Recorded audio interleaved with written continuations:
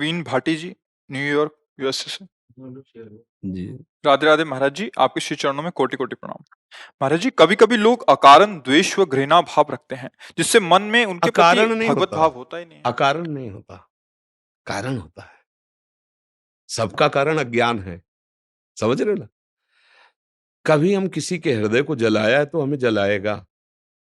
कभी हमने किसी को दंड दिया है, अपराध किया है, तो आज हम दंड देने वाला कार्य नहीं कर रहे, पर वो दंड आएगा और बिना किसी अपराध के आपको पिटना होगा।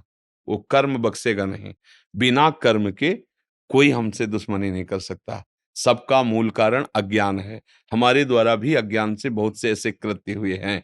अब उन कृत्यों का भोग भोगने का जब समय आएगा, तो आप अच्छे आचरण कर रहे हो, गलत नहीं हो, पर आपको दंड भोगना पड़ेगा। तब आप कह सकते हो कि भगवान बहुत गलत है। मैंने क्या गलती की थी जो मुझे दंड मिला? बिल्कुल फूंक फूंक के पैर रख रहा हूं, ठीक से चल रहा हूं, दूसरों का हित कर रहा हूं, लेकिन अभी ये अगली फसल है।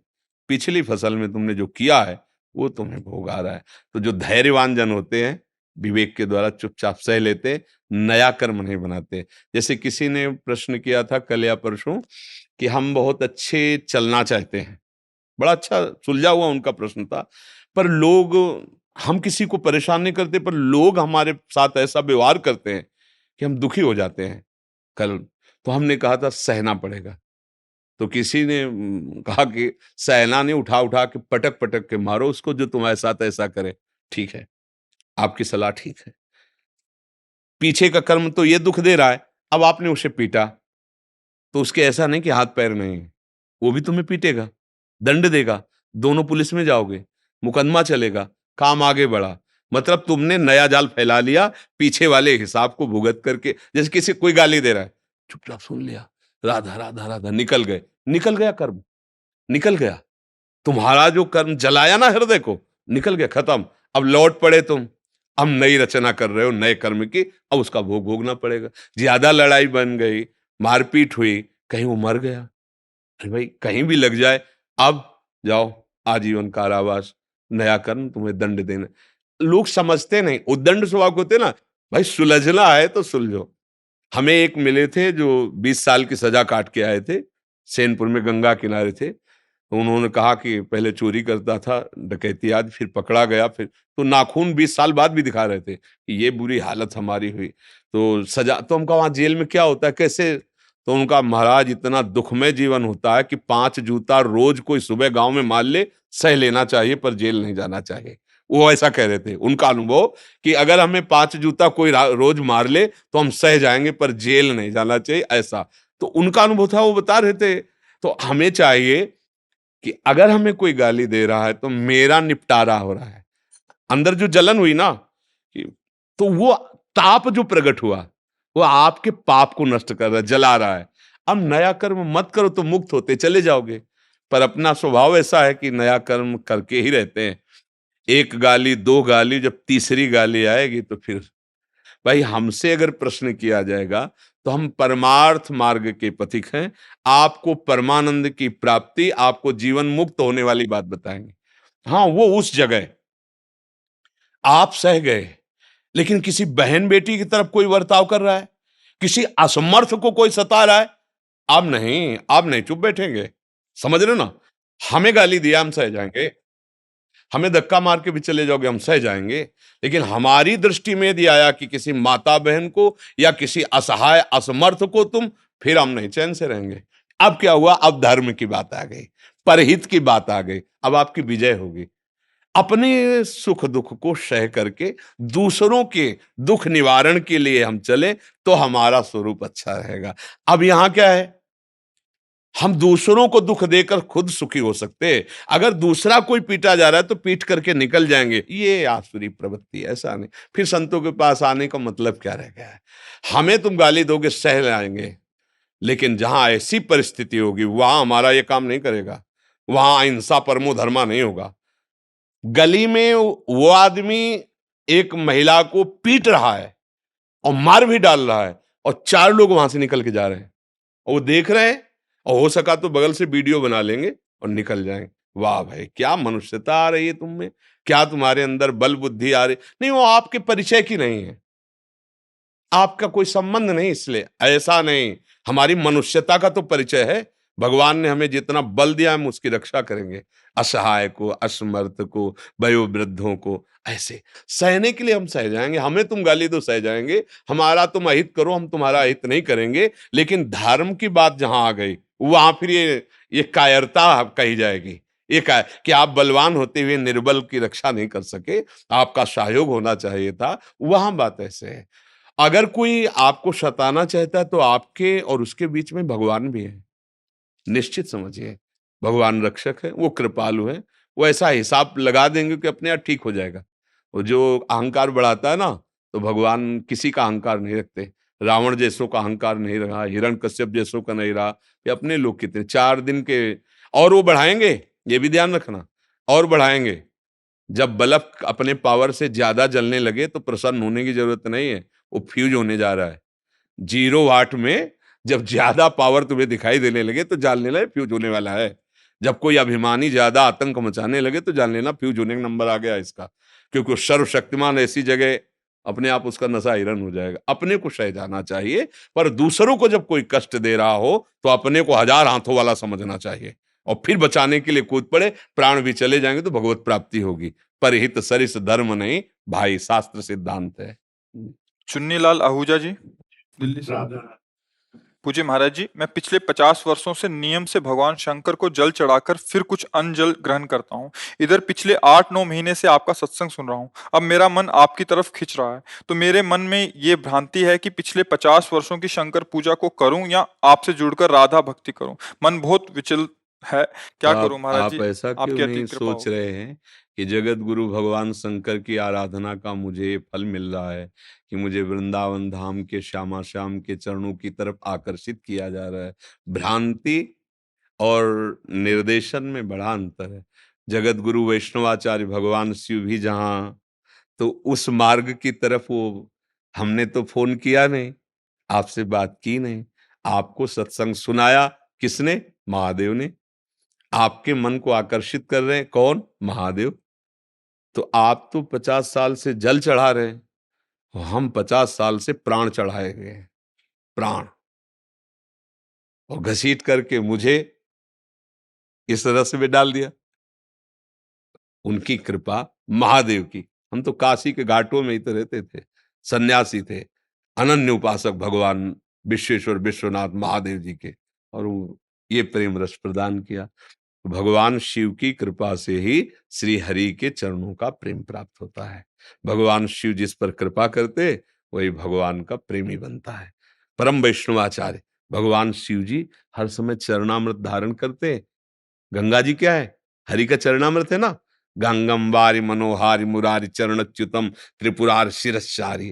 वो उन्हीं की कृपा से भाव आया, उसको भ्रांति न समझे, भ्रम न समझे कि ऐसा मन हो। मन नहीं, वही आकर्षित कर रहे हैं। हम काशी में तुलसी घाट में, अब भी वो पीपल का वृक्ष है, उसके नीचे बैठे थे, तो स्फुरण हुआ कैसा होगा वृंदावन। भाई हमें तो पता है ना, क्योंकि हर समय अंतर्मुखता। कैस तो हमने कहा ये स्फुरण कैसे हुआ? पहला स्फुरण, कैसा होगा वृंदावन। फिर संयोग बना, 2-4 दिन में एक महात्मा है, बोले यहाँ रास लीला हो रही है अंध विश्वविद्यालय में, स्वामी श्री राम शर्मा।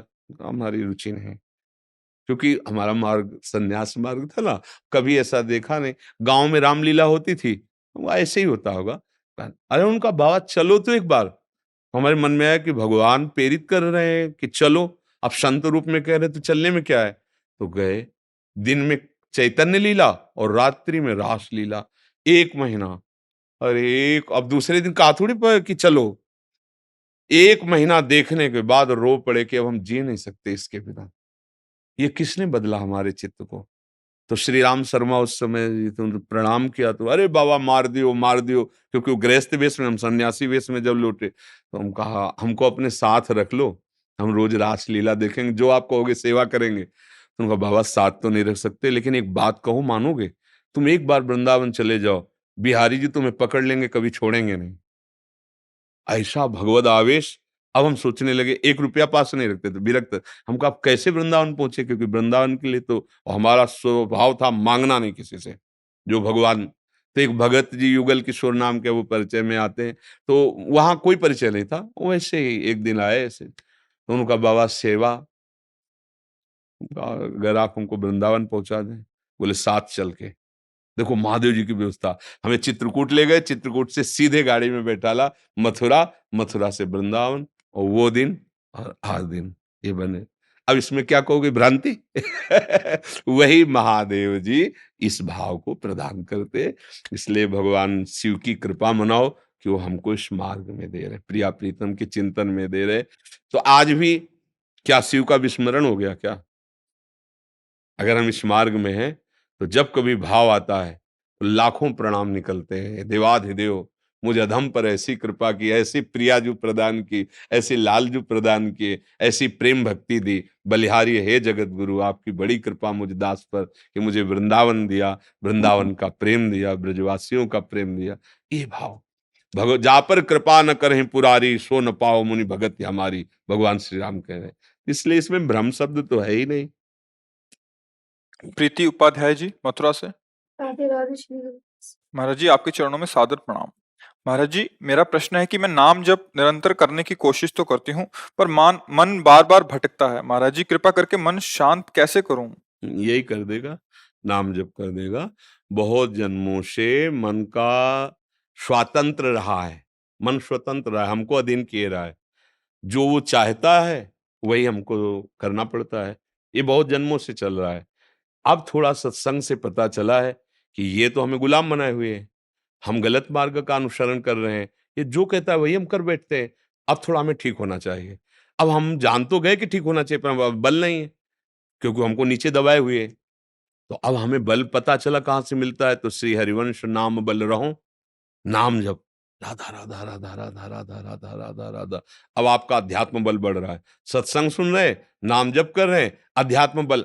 अब वो विचलित हो रहा है मन, उसको ये नहीं चाहिए, चाहिए यही परमानंद, पर भूल से वो उधर चला गया ना संसार में, अब उसको इधर का विस्मरण हो गया। मन है कौन? भगवत स्वरूप है। गीता जी में भगवान ने कहे इंद्रियाणाम मनश्चास्मि, मैं इंद्रियों में मन हूं, कह रहे ना।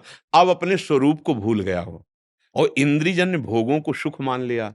अब उसको जब हम नाम जपना, भगवत कार्य और इंद्रिय भोगों से रहित करना चाहते हैं, तो हमें विचलित करता है, हमें धैर्यवान बनना है। अब वो भटक रहा है, कहाँ कहाँ, जहां जहां हमने सुख मानकर उसे छूट दी थी वहीं जा रहा है। आप देख लो, अब हमको चतुराई पूर्वक उसको भी भजन बनाना है। तो जहां जहां मन जाए, वहां वहां मेरे प्रभु विराजमान है। देख लो, कहो सो कहां, जहां प्रभु नहीं, मानो किसी स्त्री रूप में गया तो मेरे प्रभु इसमें भी विराजमान, पुरुष रूप में गया मेरे प्रभु इसमें भी, या किसी वस्तु में गया, किसी स्थान में गया, तो सब कुछ भगवान ही बले हुए। तो ये भी अब हमारा भजन नहीं छूट रहा, मन दौड़ा तो रहा है, पर जहां जहां ले जा रहा है, अगर ऐसी भावना नहीं बन पा रही, मानो ऐसी स्थिति नहीं, तो फिर ऐसा करो। मन का एक स्वभाव, जहां आप जान जाओगे भाग गया, ताऊ आ जाएगा, अब पकड़ना, देखना।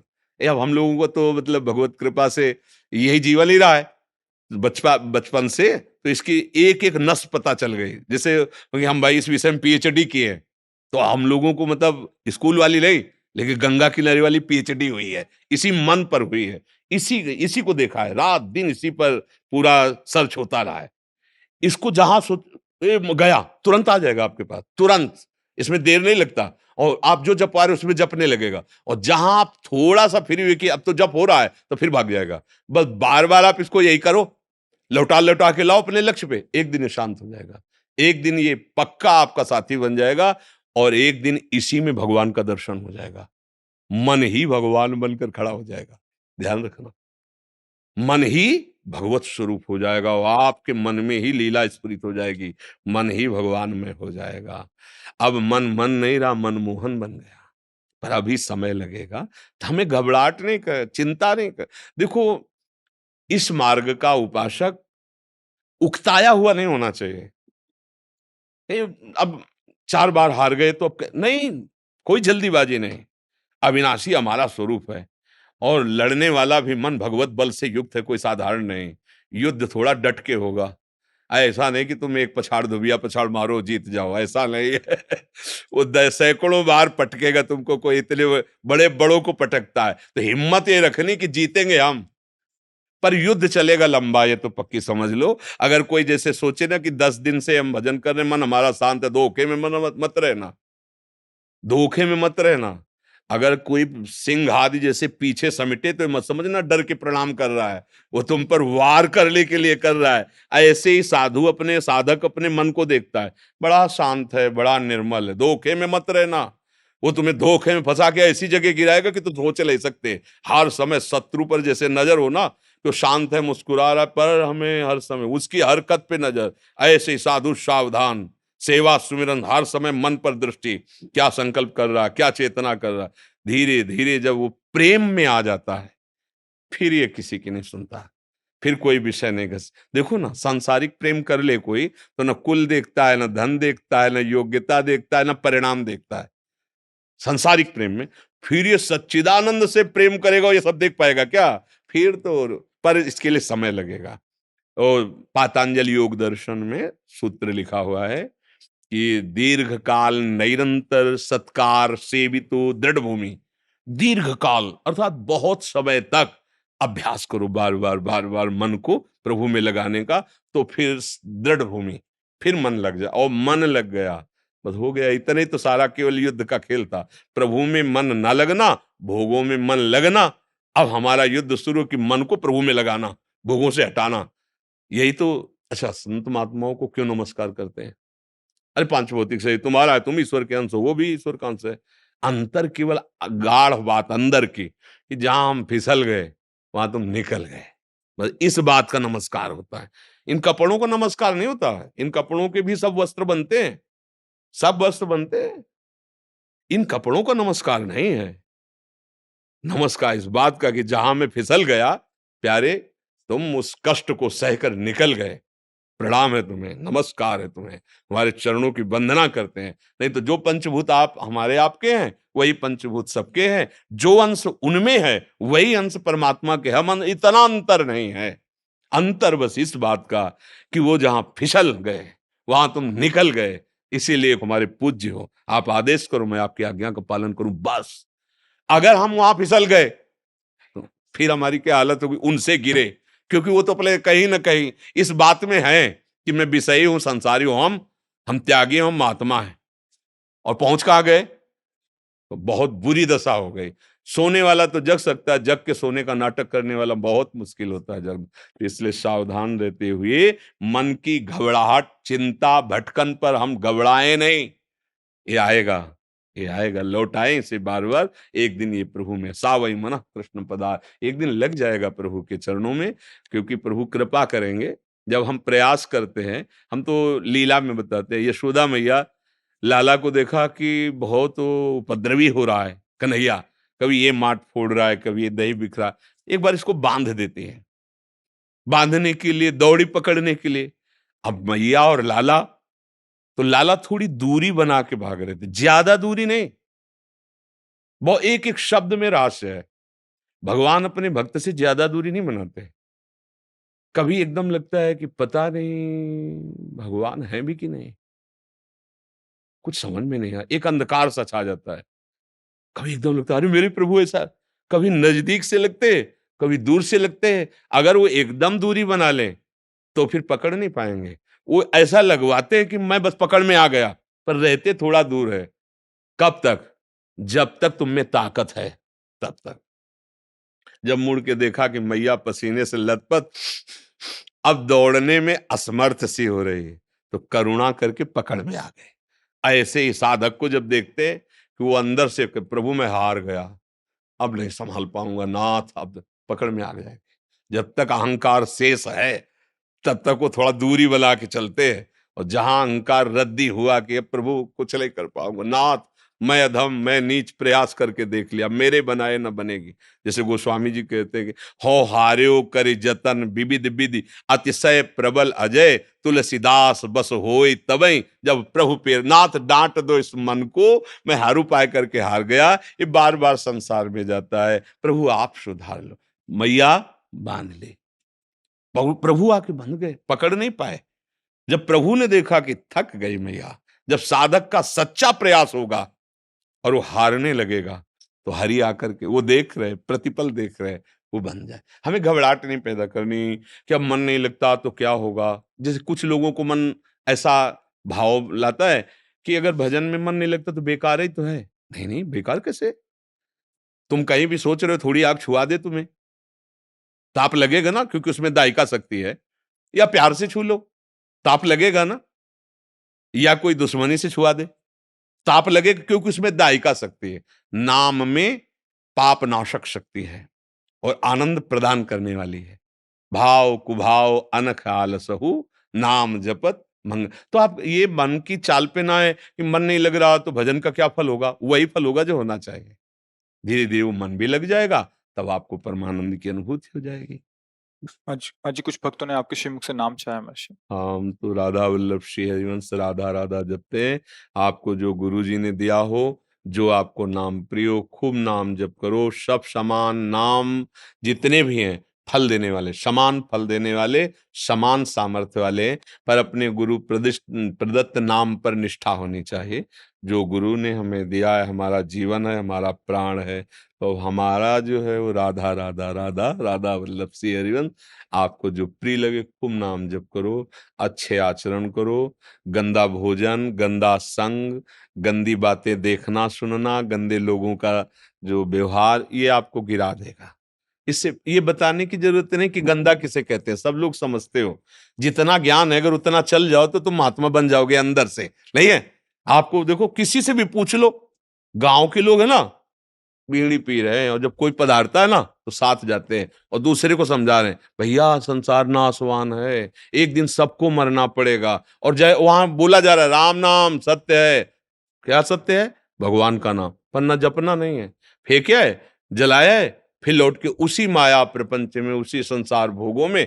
ना एक बात उनको वो समझ में आई कि संसार परिवर्तनशील, जो समझा रहे थे, दूसरे को उपदेश कर रहे थे, उनकी समझ में नहीं आया। हमें लगता है कि धर्म से चलना चाहिए, ये ज्ञान सबको है, प्रयोग नहीं करते हो। सब कोई ऐसा नहीं जिसको पता ना हो कि ये गलत है। बहुते बच्चा हो तो बात अलग है, नहीं तो हमें भगवान सबको ज्ञान देते हैं, क्योंकि आपको मनुष्य शरीर दिया है तो आपको तो ज्ञान है ही है। जब आपकी बहन बेटी की तरफ कोई देखे तो आपको कैसा लगता है, ऐसे ही आप किसी की बहन बेटी की तरफ देखे तो कैसा होगा? मतलब अधर्म है, इसका मतलब नहीं करना चाहिए। व्यास जी ने सूत्र लिखा है, आत्मना प्रतिकूलानि परेशान न समाचरेत। जो आपको, वो दूसरों के साथ बर्ताव मत करो। आपके साथ कोई बर्ताव करे अच्छा नहीं लगता, वो बर्ताव आप मत करो। धर्म पूर्वक चलो, खूब नाम जप करो, यही साधु संग का फल है। और मनुष्य जीवन का जो लाभ है वो इसी से प्राप्त होता है।